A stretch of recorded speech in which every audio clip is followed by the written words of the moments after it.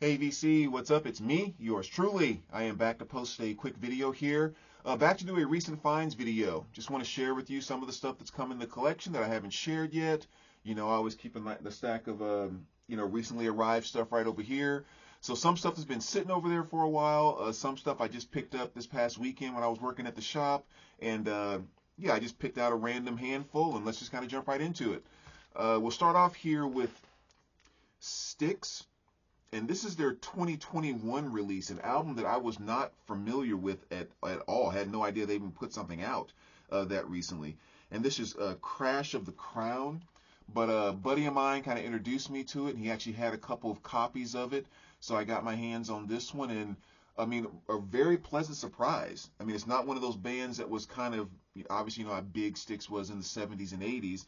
Um, this isn't one where they try to just like completely reinvent themselves to match up to the 2020s.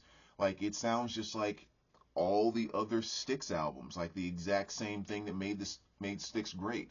So very pleasantly surprised to discover that album because I just had not heard of it. So highly recommend checking that one out. And then picked up four really nice things at the shop this past weekend. There was some very good drops this weekend. And one of the big ones that was on my list was this one right here, which is Billy Idol's Rebel Yell 40th anniversary. I mean, just those of you that watch my channel long enough have kind of known this album is just one of my all-time just absolute favorites. First song I ever saw on MTV was Eyes Without a Face. First cassette I ever bought out of a store, which I still have the exact copy to this day, was Billy Idol's Rebel Yell. So like this album just means so much to me.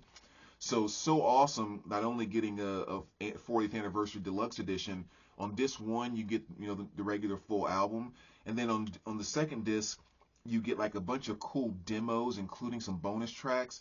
But I wasn't even that really excited about the bonus tracks as much as hearing like the demos to Daytime Drama, Flesh for Fantasy, Catch My Call, Crank Call, Do Not Stand in the Shadows. I mean, these are songs that I just been jamming out to for I don't know how, well, 40 years. And to hear just these different earlier versions of the demos of that is just, I don't know, it's just really, really cool. And the thing I found interesting, and I'll talk about this one maybe a little bit more, I will the other ones here. The thing I thought was so cool is, like, with stuff like Dancing with Myself and some of the other hits that Billy had earlier on, they were kind of like more up tempo, well, just kind of up tempo. And you can tell when they did the demos that they were still kind of writing in that same style, because most of the demos are a lot more up tempo than the songs actually ended up being. Especially the one for Eyes Without or Flesh for Fantasy. That was the one that really caught me off guard. So it's just kind of cool to hear that evolution, because I think this is the album where they really kind of slowed down the tempo for Billy and just kind of made it a little more like, just the Billy tough guy. Just it gave him his punch on this album by just slowing everything down, and just hearing those demos just kind of showed just how much they did that. So awesome, awesome album. Had so much fun diving into that one, and again, one of my absolute favorites. Like I said, there was four awesome things I had to get this weekend. Here's another one right here, which is David Crosby. I always get the title of this mixed up in my head. If I can only remember my name, it's the name of it. I can never keep that straight in my head. This is 1971 release. I'm not a huge fan of Crosby, but I love this album. So when I saw Analog Productions had put it out, I was like, this is one that I have to get. I have a really nice kind of Rhino 180 gram pressing of this as well that sounds fantastic, but just a beautiful musical album. Just love this thing. So if you're not familiar with it, make sure you check it out. But awesome to have an Analog's production pressing of that. Can't wait to listen to it. And then, of course, my boys Accept. They had a new album that came out. This is Humanoid. This is the 2024 release. They seem to be putting out stuff pretty consistently over the years, which is awesome to have one of the old school bands, still kind of doing it.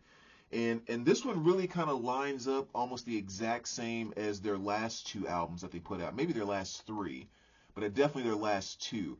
And on the last two, what I said is the awesome thing you get with it is just old school metal riffs. You have awesome vocal delivery in terms of tone. metal album where you can clearly hear the bass coming through, which is awesome. So everything is fantastic on it. The only thing I feel like it's slipping a little bit is I feel like the lyrics are a little bit weak. And that's the same thing I've said about their last two albums. Everything is perfect, but they need to step up the writing game just in terms of lyrics a little bit. And exact same thing here. So just another classic album by the classic band, and definitely worth getting. You know, it's not like the lyrics, you know, ruin it or anything. It's just like, you know, they can do like just a little bit better on that aspect. And then, you know, greatest hits are always fantastic to pick up, and this is one that, you know, whoever made the call to finally get this on vinyl, just, Genesis, Turn It On Again, one of the absolute best greatest hits albums, probably right next to like Journey's greatest hits. I mean, just so many fantastic things on this, especially all of their 80s hits. You know, this is not going way back into, you know, early Genesis. But I mean, here, I'm sure you guys have seen this CD a million times, but if you want to pause it and look at the track list there, just a fantastic 2LP right there. So pumped that they got this released on vinyl. So highly, highly recommend that. Just a great fun album to listen to. The Manhattans, Forever by Your Side, just one of my favorite 80s R&B bands. I guess they were kind of in the 70s too, but this has one of my favorite singles by them, which is the song Crazy, which is kind of just a really cool kind of 80s R&B dance hit. And then some stuff from RSD, which everyone and their mom has spoken about, so I'm not going to take a lot of time. Collective Soul Dosage, pick that up. They've been doing a great job of reissuing all that Collective Soul stuff the last 4 or 5 years. I didn't catch this the first time around, so I was glad RSD did it again, which is the Cranberries. Another great one there. And then, luckily, a buddy of mine was able to find this for me and picked up this Tesla. This is Reel to Reel. You know, awesome album that they released, I think, back in like 2007. Just doing a lot of covers of just, you know, old school rock stuff. You know, Space Truckin', Rock Bottom, you know, just all kinds of great stuff there. And I love the fact that they didn't try to turn it into like, they weren't taking classic rock stuff and trying to turn it into more of a glam rock type of thing. Like, they truly kept it old school hard rock on this. So fantastic 2LP set, and again, that was an RSD release as well. And the last three I'll show here really quick. Dead Luke, this is Hazy Visions of Bliss. Band I just got introduced to by a buddy. Actually, he had this and hooked me up. Kind of a light psych, but then also kind of just like a mood type of thing. It's really hard to describe. I mean, it's just all instrumental, but really, really cool stuff, and I was definitely happy to discover that. So if you're not familiar with them, maybe give them a little go here on YouTube. Finally found a copy of Freda, There's Something Going On. You know, this is her release from 1982. Of course, Freda from ABBA. And, you know, she had the hit on here, There's Something Going On, the title track. Been wanting to get this back in the collection for so long. And it's a typical, you know, $5 record, but just could not find a nice near mint copy of it in the wild. And finally stumbled across one. So that was a great, great pickup. And last but not least, a lot of people have been talking about this one too, the new Pearl Jam. You know, just wanted to kind of flash that one really quick. I only listened to it once, and even then it was in the shop, so I wasn't, you know, exactly paying attention to it. So I'm going to go back, obviously, and spin it again before I put it on the shelf.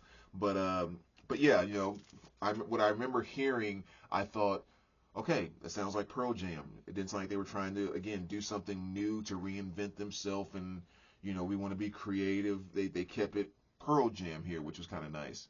So anyway, there you go, VC. Those are a few recent finds there. As always, appreciate you guys coming over and watching, and so let me know what you think, and we will talk to you soon. All right, take care, guys.